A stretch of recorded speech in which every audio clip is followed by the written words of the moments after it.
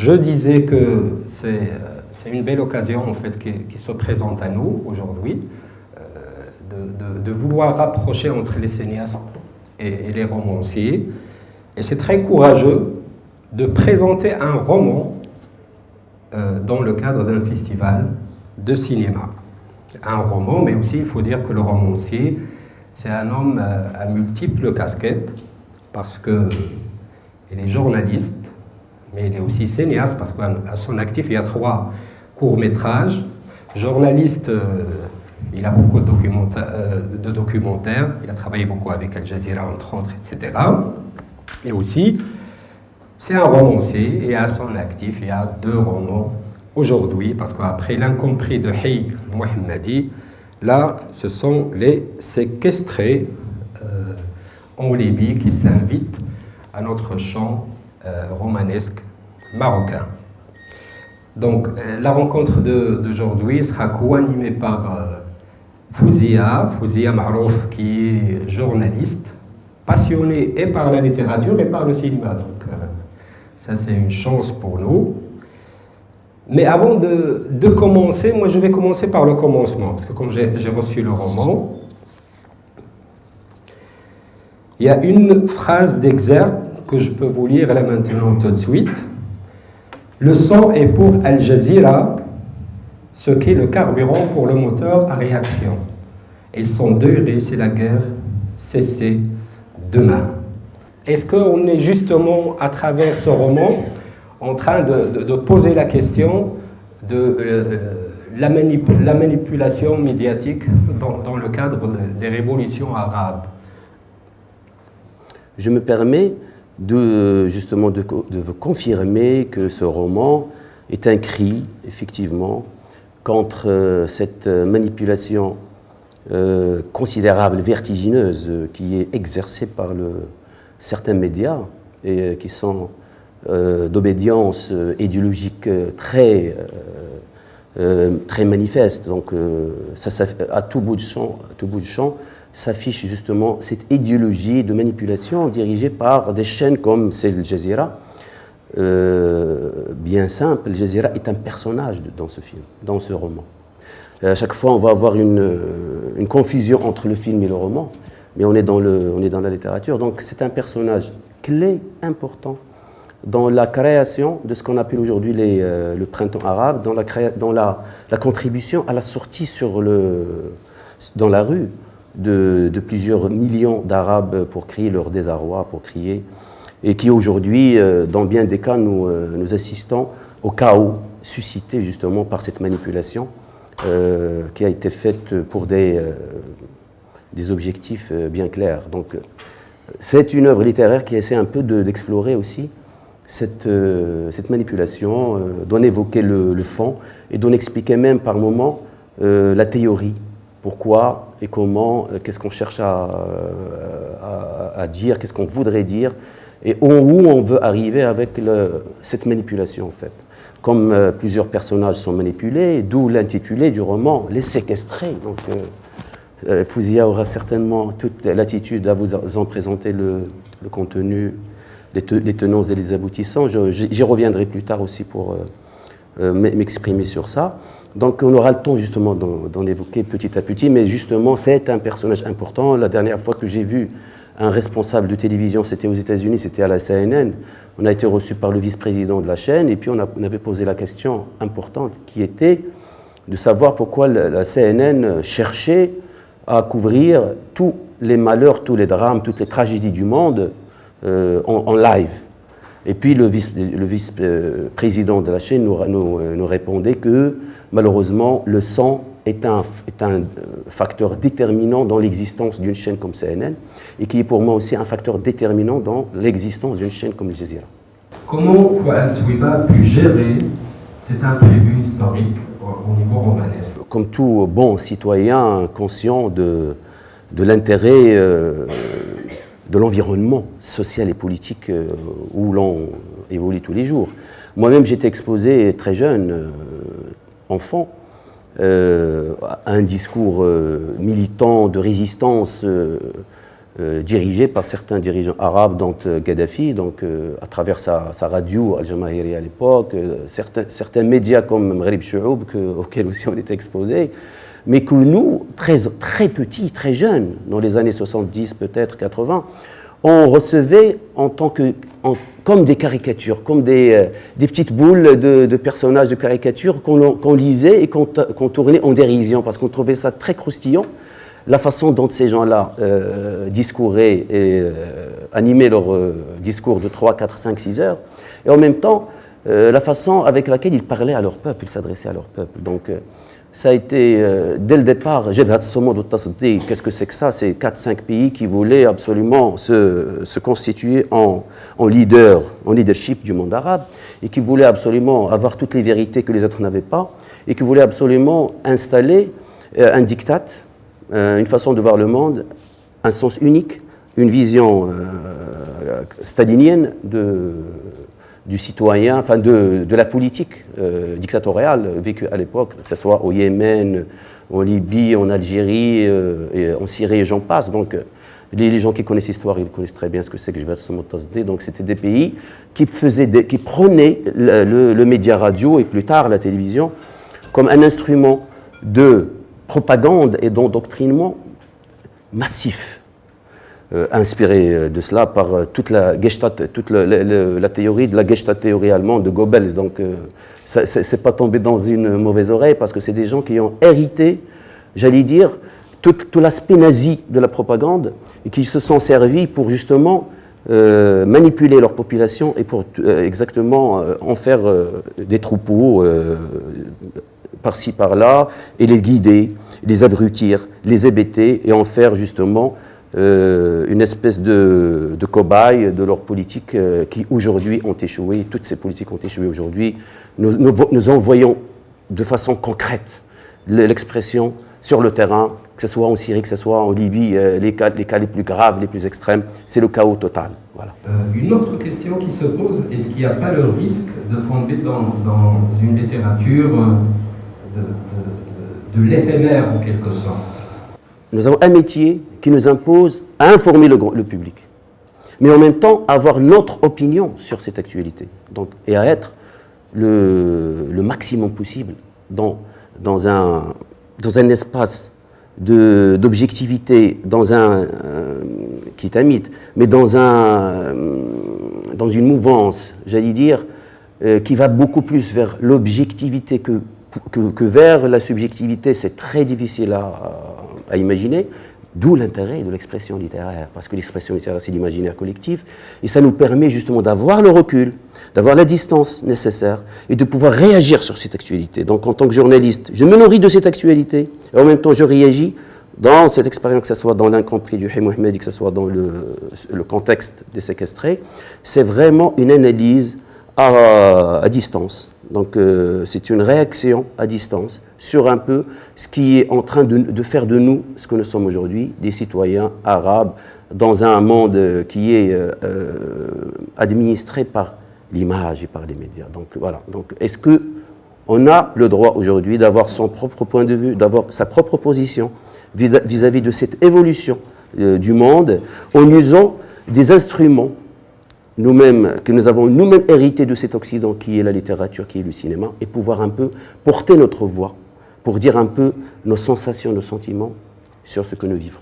Il faut lire d'abord, et pour vous permettre d'être dans le contexte du texte, on va demander à notre ami Mohamed Souiba d'abord de lire quelques extraits. En cette nuit du 31 décembre 2013, la couleur sombre de la nuit étouffe de sa triste pénombre une salle minuscule, quasiment vide. Pour tout ameublement, la pièce compte déployer au milieu un dispositif métallique simplement constitué mais terrifiant. Une silhouette, aux rondeurs féminines, à peine visible dans le noir, et suspendue à la tige du métal figé sur deux piliers d'acier, comme si elle sacrifiait un maléfique rite ancestral fait d'autoflagellation et de sévices, malak et boulonné, pied dessus et tête en bas, à un cordage rêche qui la tient à la renverse. Chenue, éreintée, sauvage, excessive et prématurément vieillie, au terme d'un voyage au bout de l'enfer. Sa responsabilité n'est pas en cause. Malak choisit tout de même, en cri de guérison, de s'affliger. Un châtiment psychologique cruel, appuyé par une contrainte physique éprouvante. Elle s'accuse, dans l'ennui et la morbidité, d'avoir déserté mari et bébé dans la gueule du loup, culpabilise d'avoir catapulté sa chair et son sang entre les griffes. La fortune est bien un piètre mot comparé à l'immense richesse de Muammar. Muammar, c'est Muammar Kadhafi. Inestimable. Comment y a-t-il accédé? Bof, à très peu de détails près, de la même façon que ceux qui gèrent les affaires dans ces pays tierces et qui croient disposer légitimement des hommes et des biens, puisqu'à force d'exercer un plein pouvoir, sans limite ni retenue, on finit par contracter les mauvais réflexes. Au début, on hésite à y aller, ensuite on commence à s'habituer à piocher dans les caisses de l'État pour régler ses propres emplettes, lassé enfin par ce va-et-vient permanent entre les finances publiques et l'argent personnel, on se dépêche de simplifier la procédure et de tout prendre à son compte. Oh, l'hchouma, dans le cas libyen, à mesure que la facture pétrolière est grassouillette, les avoirs du dirigeant explosent et la misère du peuple s'aggrave. Heureux qui, comme les héritiers, auront à se servir sans compter. Une manne inespérée, des générations entières d'apprentis multimilliardaires pourraient s'amuser à la dilapider, qu'elles n'y parviendraient point. Les économistes sont formels. Plus la fortune se densifie, moins il sera aisé de la menuiser puisqu'elle génère des dividendes qui la démultiplient au fil des siècles. Ça, c'est une donnée économique, statistique avérée. C'est caractéristique d'un bédouin qui vient d'un village au sombre pseudonyme d'enfer. Il s'agit ici d'un docu-fiction ou c'est autre chose pour vous dire? Bonjour, merci à tous d'être si nombreux parmi nous en cette fin de matinée. Je suis très honorée de présenter ce roman, Les Séquestrés, paru aux éditions Smaïn et écrit par Fouad Suiba. Ce n'est pas par hasard que le festival a choisi de donner carte blanche à l'auteur pour nous présenter ce premier roman. Il fait vraiment écho à la présentation des films qui sont en compétition officielle cette semaine, des films qui se situent au plus fort des révolutions syriennes, libyennes, tunisiennes, égyptiennes. Donc il y a vraiment un lien très fort avec le propos de M. Fouad Suiba. Et pour répondre à Taha, j'ai envie de dire que le roman Les Séquestrés est traversé par une part de fiction et de réalité. Je ne vais pas employer le terme documentaire ici, parce que ce serait un peu trop poussé, mais voilà, c'est très inspiré de la réalité, de l'actualité brûlante que nous avons suivie depuis le 14 janvier 2011 en Tunisie, puis le 25 février 2011 en Égypte, lors des journées de la colère, place Tahrir. Donc voilà, ça fait vraiment écho à ce roman aux Séquestrés. Si vous avez des questions concernant le livre, les personnages, l'histoire, n'hésitez pas à me poser vos questions, parce que je suis vraiment à votre disposition pour éclairer au plus profond ce récit. Alors moi j'aimerais revenir en fait sur le contexte de ce roman et insister sur le fait que les nombreuses révolutions arabes, au plus fort de la révolution du printemps arabe et après révolution, ont donné lieu à beaucoup de productions de films documentaires. C'est très sain, c'est très encourageant et c'est un signe très fort de la vitalité du genre documentaire dans le cinéma arabe, car avant ces révolutions arabes, c'était un genre quasi inexistant et très redouté par les régimes, pas uniquement les régimes au pouvoir vieillissant et autoritaire. Donc vraiment c'est très important. Ce livre, donc Les Séquestrés, de Fouad Suiba, qui est une fiction, qui se tient entre Rabat, donc au Maroc, et la Libye, fait vraiment écho à d'autres films documentaires, cette fois très attachés au réel et à l'actualité, comme le disait notre confrère Taha. Je pense notamment à Revolution Under 5 de Reda Tlidi, qui est un jeune auteur tunisien. Je pense aussi à Place Tahrir de Stefano Savana, le plus célèbre documentaire jusqu'ici, mais pas uniquement. Et puis aussi aux images d'un collectif égyptien qui s'appelle Mossérine, qui a été mis en place, alimenté par des activistes, par la population, par n'importe qui. Ça pouvait être un journaliste, ça pouvait être un passant, ça pouvait être un cireur de chaussures. Donc voilà, c'est vraiment très important de présenter ce livre aujourd'hui, Les Séquestrés, parce que Fouad Chouiba est le premier à avoir évoqué la question des révolutions arabes par le biais de la fiction. C'est vraiment un roman, c'est une première. Hein. Donc ça, c'est vraiment très important. Alors je vais resituer ce roman dans son contexte. Il met en scène au départ un jeune couple d'étudiants en médecine, Malek, qui est la femme, et Radi, qui est le jeune homme. Ils sont éperdument amoureux, ils suivent de brillantes études de médecine, et qui les prédestinent normalement à une belle carrière. Sauf qu'on est dans le contexte de 2011, hein, juste avant l'immolation de Mohamed Bouazizi en Tunisie. On est dans un contexte malheureusement de chômage assez grave, hein, assez sauvage. Ce sont des jeunes vraiment qui sont dépités. Ils ne sont pas que déçus, ils sont dépités, ils n'ont plus rien à perdre. Comme ils n'ont plus rien à perdre, ils tentent le tout pour le tout. C'est vraiment un couple très intéressant, très engagé, très entier dans leur choix. C'est pour cela qu'ils sont des activistes, hein, des manifestants très actifs qui participent au mouvement du 20 février à Rabat. Ça rappelle un peu ce qui s'est passé au Maroc, notamment ça rejoint aussi les mouvements qui se sont produits dans le nord marocain. Voilà, parce qu'on a aussi vécu un peu ça ici, hein, cette efflorescence de la jeunesse, hein, cette jeunesse diplômée qui demande vraiment un avenir meilleur, qui demande un avenir tout court, un emploi digne du nom à l'issue d'études et de sacrifices. Donc ce couple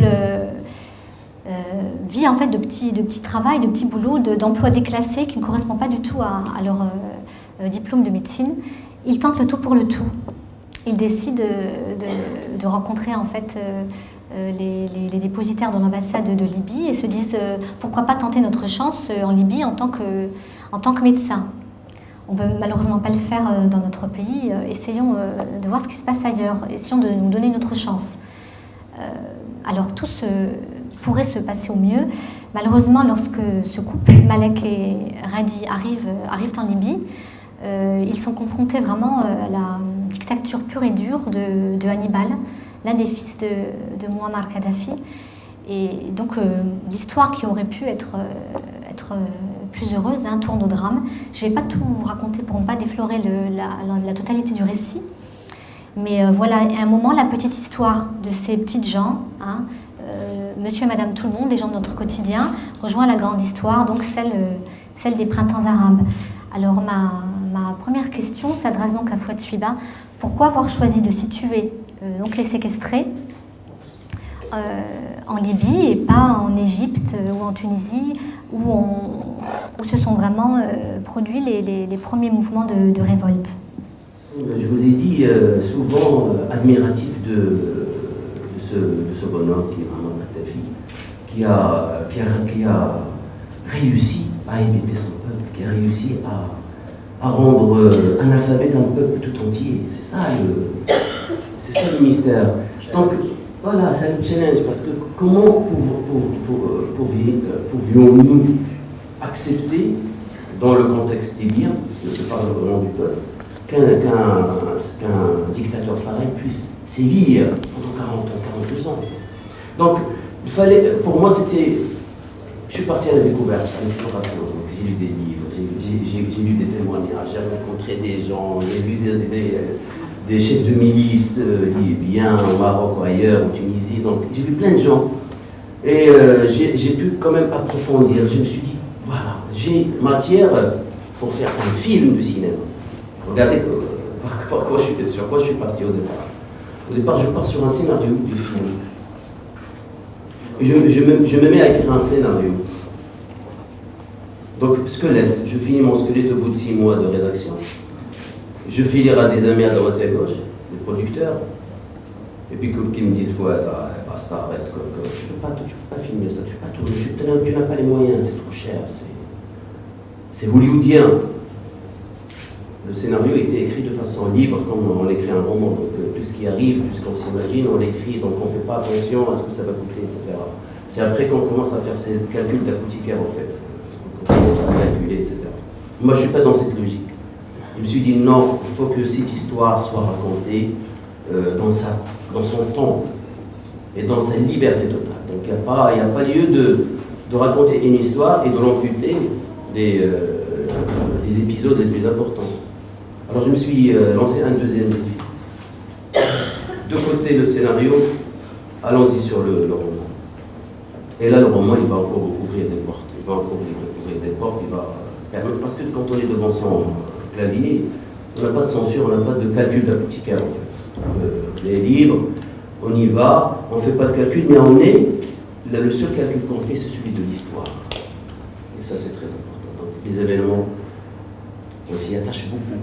Parce que c'est des événements qui sont tragiques dans l'histoire de Libye. Prenez par exemple la prison de Boussaïm. La prison de Boussaïm, on a tué des gens à l'Assemblée. Donc, c'est des choses qu'il faut raconter dans un contexte littéraire romanesque différent, parce qu'on a vu des livres, on a vu des films, effectivement, dans la logique de l'œuvre romanesque, l'œuvre de liberté totale, de création totale. Donc, on est au-delà de ces calculs-là. Donc, on se donne libre pour son imaginaire, mais tout en restant, comme je vous dis, nourri de l'actualité, c'est important. Parce qu'en même temps, vous faites l'œuvre littéraire que vous êtes supposé de faire, mais en même temps, vous êtes lié, vous nourrissez de l'actualité. Vous puisez vos informations là-dedans. Et puis vous découvrez des personnages, vous découvrez des gens qui ont vécu des choses et qui donnent une force, qui donnent une valeur à ce que vous racontez. Merci Fouad. Alors j'aimerais vous lire un bref extrait qui vraiment est extrait de la parole de Malak, ce personnage féminin fort, suite à une manifestation avec son époux, Reddy, pour vous montrer un peu la voix du peuple, pour vous faire un peu sentir la voix du peuple, toujours plus fort finalement que les pouvoirs, certains pouvoirs durs et dictatoriaux mis en place depuis plusieurs décennies. Les petits mortels se cognent, se font mal, chutent, se redressent. À chaque fois qu'ils essaient d'embrayer pour alerter qui de droit sur leurs conditions, ils se voient infliger de belles corrections en victimes expiatoires. Il faut quand même avouer que, contrairement au qu'en dira-t-on, aucun acte de malveillance n'animait les instigateurs de ce mouvement social, encore moins de desseins subversifs. Et voilà le résultat. Allons-y, sont presse de rassénérer le toubib. C'est un bon signe tout ce remue-ménage. Mieux vaut une société vive et dynamique qu'une société immobile et morbide. Enfin, il ne faut pas se faire de mourons. Tout ira bien. Il faut se reposer et essayer de récupérer des forces. Voilà. On est en train de faire vraiment de mener une réflexion peut-être qui aboutira sur des choses concrètes plus tard. Hier, on évoquait quelques dissonances entre la littérature et le cinéma. À mon avis, il n'y en a pas. Chaque écriture est souveraine. Chaque écriture a ses techniques et a son espace. Elle crée un espace, elle crée son univers. Alors moi, en partant du scénario sur le roman, ça m'a permis justement de partir de bien respirer, de bien s'oxygéner pour donner à tout un chacun, aux détails de l'histoire, à l'histoire, etc., de donner le maximum, suffisamment de temps, suffisamment d'espace pour expliquer les choses, sans se précipiter pour bâcler les choses. Au contraire, je m'arrêtais, je prenais mon temps, j'y reviens une deuxième fois, une troisième fois, une 20e et 30e fois, jusqu'à ce que j'ai bien vérifié la véracité de l'événement. Et après, ça devient littérature. Alors, au cinéma, je ne vous cache rien non plus. À la fin de la rédaction du roman, je me suis remis au scénario. Alors, le roman m'a appris que le scénario que j'avais écrit était effectivement déplacé. C'était pas le propre du scénario que de tout raconter. Donc, le scénario, il m'a permis justement d'éliminer les choses qui auraient nui à l'écriture scénaristique, à l'écriture filmique, parce que c'est notre logique.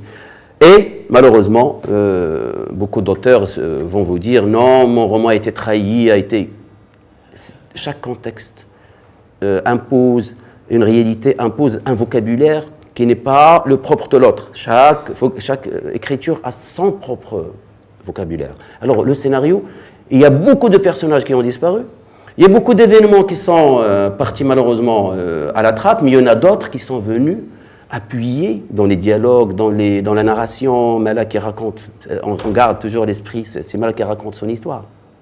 Mais c'est écrit autrement sur le scénario, avec un autre contexte peut-être, avec des personnages qui ont complètement les Qataris, les Émirats et tout ça, on ne retrouve plus sur le roman, mais le Jazeera, elle est là. Encore une fois, deux modes d'expression complètement différents, mais qui sont complémentaires et qui peuvent nous pousser toujours en avant pour aller à la rencontre de notre société, parce que c'est ça le propre, encore une fois, de l'œuvre artistique. Quand j'ai commencé à lire, il y a une langue, la langue écrite, c'est du scénario, c'est la poésie, c'est quelque chose, vraiment, c'est du cinéma.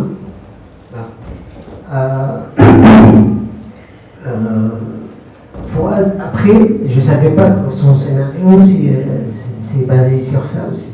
Je ne savais pas. Il m'a pas dit, j'ai découvert ça. Je sais qu'Asma est en train de lire un scénario, mais je ne savais pas c'était ça.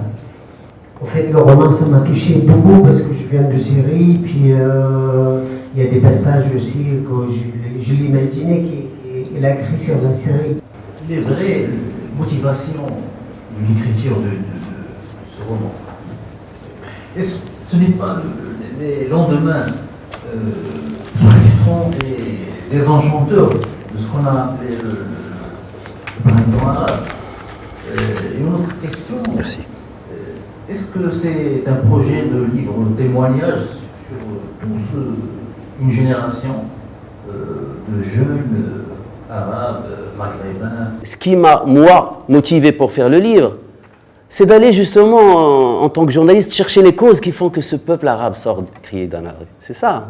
Pourquoi les gens, tout à coup, décident de sortir, dire « Non, on ne veut plus ça ». C'est ça qui m'a poussé à faire ce scénario et ensuite à faire ce roman. Parce que c'est soudain, mais c'est catastrophique. On a dormi pendant, j'allais dire, des siècles. Pour qu'un jour, tout le monde décide dans un mouvement. Mais comme si vous prenez un messie et puis il va guider le peuple vers l'autre rive. Donc tout le monde sort dire non. Pourquoi? Donc moi je suis parti chercher ces causes. On a parlé de chômage, on a parlé d'expression libre, on a parlé de frustration en fait, on parlait de cette quête de la démocratie, cette quête des droits humains, parce qu'on veut être libre. On veut être libre, c'est tout, on ne demande pas autre chose. On veut faire du mal à personne, on veut que les sbires de Kadhafi, les cerbères de Bachar, Assad, etc., foutent la paix aux gens. Donc moi je me suis dit pourquoi je ne vais pas le dire clairement dans une œuvre artistique, cinématographique ou littéraire. Les gens sont assoiffés de liberté, ils veulent respirer, c'est tout. Pas autre chose. On ne veut pas faire du mal à qui que ce soit, on veut juste s'exprimer librement sur un terrain de liberté. Plein droit. Il y a un personnage, c'est le Libyen. Je vous ai tout à l'heure lu un extrait de son témoignage sur ce qu'il a vécu. À un certain moment, quand lui, il va rencontrer Malak, parce que dans ce contexte-là qu'on a lu tout à l'heure, il rencontrait Radi à l'hôtel. Quelques mois plus tard, donc à l'apogée du chaos, Malak il passe d'une infirmerie à l'autre, donc il traverse la Libye de part en part. Donc il va à la recherche de ce dictateur Hannibal, qui l'a torturé, qui a fait disparaître sa famille, etc., qui l'a violé par le biais d'un certain nombre de gens. Donc, elle va rencontrer Asmar Malak. Et puis Asmar va lui dire, écoutez madame, je suis désolé, vous savez, la guerre n'a pas d'état d'âme. On voudrait bien nettoyer les poches de la dictature. Mais il peut arriver qu'il y ait aussi des dissonances négatives qui vont aussi nuire à la société. D'où justement les dommages collatéraux que subissent aujourd'hui les sociétés arabes, malheureusement, dans un pays comme, encore une fois, dans le contexte libyen. Il n'y a pas eu de pays, l'État-nation n'a jamais existé dans ce territoire-là. Donc comment voulez-vous changer de pouvoir, comment voulez-vous du jour au lendemain mettre en érosion un pouvoir qui a vécu 42 ans sur le néant, sur rien. Il y a du sable, il y a du pétrole et rien d'autre. Taïb Sedré était à Rabat, à Balima, devant. Donc Balima, c'est un café qui est en face du Parlement. Donc ils viennent prendre un café. Et puis il demande où est-ce qu'il est parti Abdellah Qazraoui, parce qu'il avait rendez-vous avec Abdellah Qazraoui. Où est-ce qu'il est parti Abdellah Qazraoui? Il dit, il est parti avec le metteur en scène libyen. Regardez le concept qu'on avait, nous, de la Libye à l'époque. Taïb Sedré leur a dit, non, écoutez, c'est ou un Libyen ou un metteur en scène. Les deux à la fois ne peuvent pas exister. C'est ça Kadhafi, c'est ça ce que Kadhafi a fait en Libye. Il a rendu une copie, mais vraiment une piètre copie d'un chef d'État. Il n'a jamais eu l'étoffe, il n'a jamais eu le portrait qui sied un vrai dirigeant d'un pays, parce qu'il fait un coup d'État, il change complètement les dons dans un pays qui était à l'époque, attention, c'était un pays correct, c'était un pays honnête. Les Snoussi, ils étaient vraiment sur un nuage en Libye. Mais les officiers, l'officier qu'il était, avec ses copains, voulait singer la révolution des officiers libres en Égypte. Et voilà le résultat auquel nous assistons aujourd'hui. On est tous concernés par ce qu'on appelle le printemps arabe. C'est vrai qu'on n'avait pas un printemps, mais on avait une brise marocaine traduite par le mouvement du février, par exemple. Donc, la toile de fond est très intéressante du scénario. Moi, je parle du scénario parce que là, je viens de découvrir avec vous que c'est une adaptation et je vous assure que ça obéit très très bien des techniques purement cinématographiques, le scénario, parce que Fouzia vient de dire des informations que je ne trouve pas dans le scénario et c'est bien de ne pas mettre tout. Et c'est très très bien que le romancier, c'est lui-même qui fait l'adaptation de son propre scénario et qui est capable de faire débarrasser, faire couper des choses. Et voilà, parce que tous les cinéastes, par exemple, moi, quand je fais un film, je trouve mal à monter mon film parce que je vais tout mettre.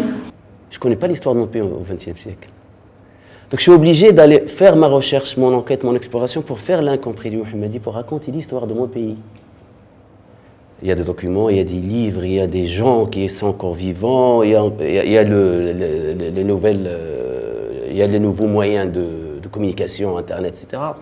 Tout ça, dans ce contexte maintenant submergé par les médias, par l'information, on peut aller retrouver notre histoire moderne. Je raconte un siècle de Hay Mohammadi dans l'incompris, avec pratiquement les mêmes outils que je vais encore utiliser pour les séquestrer, pour aller explorer ce monument qui est Kadhafi et sa famille et ce pays mythique, fermé, inconnu, hermétique aux médias, qui est la Libye.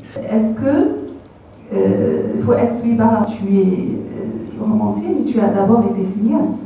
Donc tu as plusieurs films à ton plusieurs scénarios. Est-ce que c'est pas, et j'ai pas de réponse non plus là, est-ce que c'est pas en fait dans le process de fabrication du cinéma, l'auteur sera son propre scénariste? Il y a peut-être des réponses à l'économie du cinéma, parce qu'on a vu que l'une des grosses embûches, en tout cas, c'est le coût par rapport à l'éditeur, à l'auteur et tout ça.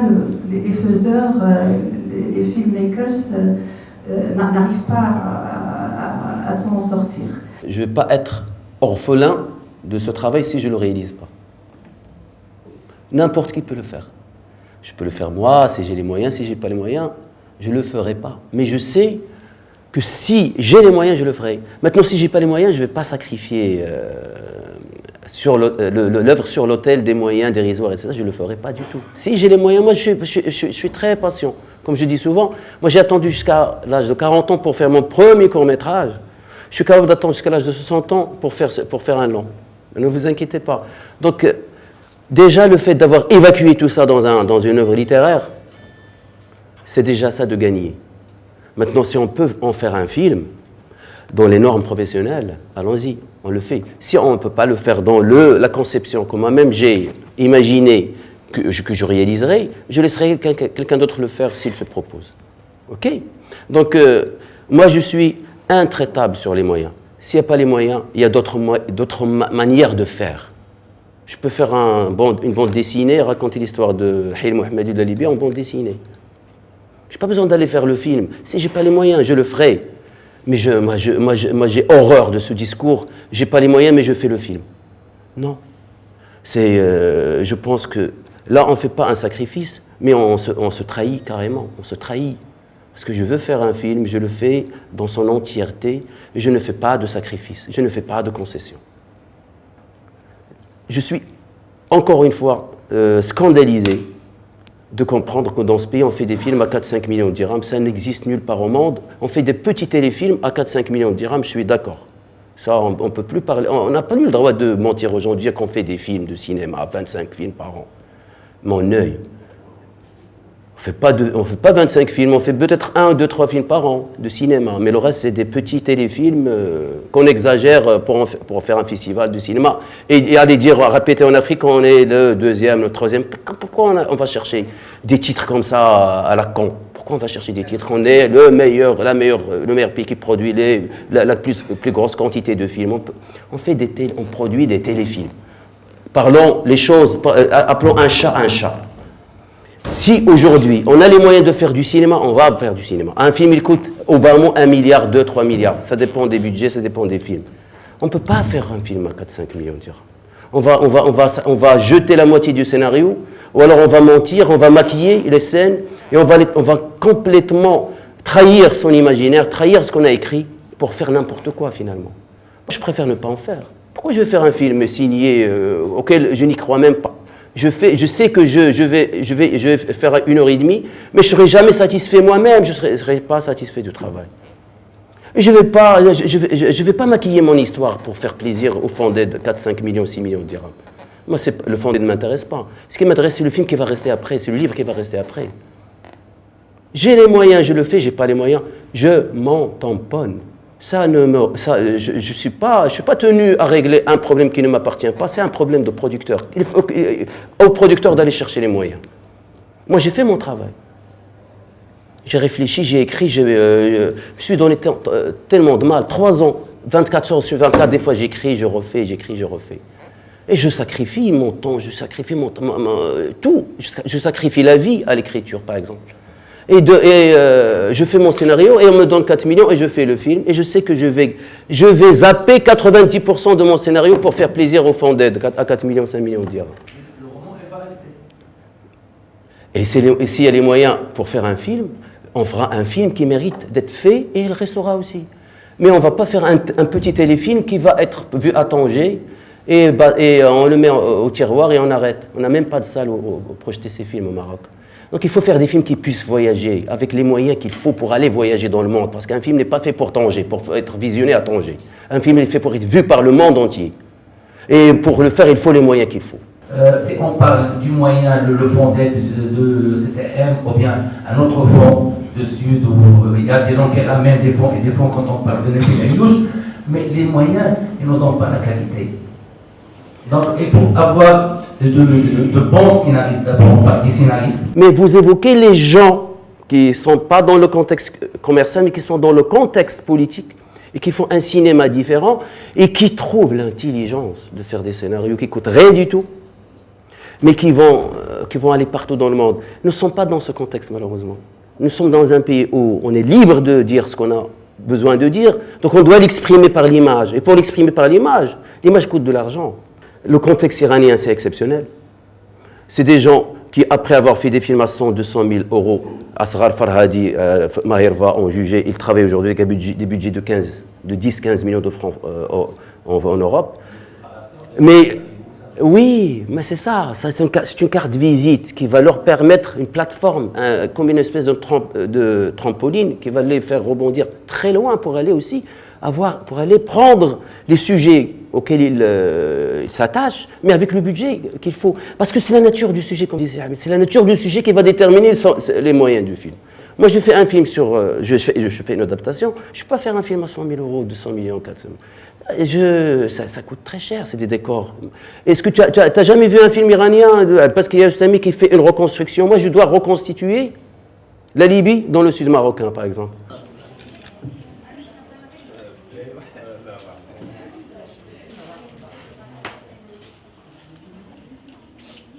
بالنسبة لرواية المحتجزون هي رواية يعني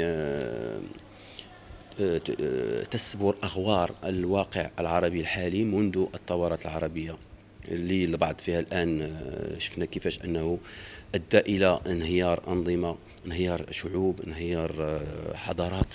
سوريا، ما يجري في سوريا، ما يجري في ليبيا هي نماذج سيئة جدا للثورات، سيئة جدا حتى للملاحظ لا العربي ولا الأجنبي.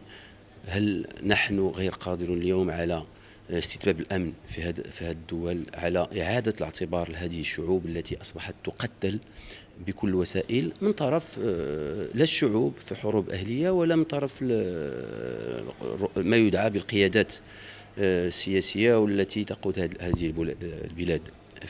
في رواية المحتجزون تحاول متابعة ومواكبة الثورة في ليبيا في وسط عائلة القذافي، حيث تشتغل واحد الأسرة مغربية عند هانيبال أحد أبناء القذافي، ثم تحدث هذا الرجة الثورية الكبرى التي اجتاحت العالم العربي ومنها ليبيا، فتصبح هذه العائلة التي خضعت للتعذيب من طرف هانيبال، خضعت لمجموعة من الأشياء سلبية جدا، ستفر قبل أن تعود إلى تثور ضد الدكتاتورية بإعاز من الشعوب التي خرجت إلى الشارع، من الشعب الليبي التي خرج إلى الشارع. دونك هذه رواية تواكب ما يحدث الآن على الساحة العربية، وتقدم صورة ملتزمة وصورة حقيقية، لأنه مثبت بالتواريخ عدة أحداث حقيقية وقعت في ليبيا، مثل مذبحة سجن بوسليم، مثل سميتو الانقلاب العسكري اللي قادوا معمر القذافي 1 سبتمبر 69 إلى غير ذلك من الأشياء اللي كانت سلبية جدا في تجربة هذا القائد العربي اللي طارت عليه الشعوب الآن. وهذه تجربة جديدة يعني ثانية لي على مستوى الكتابة الروائية.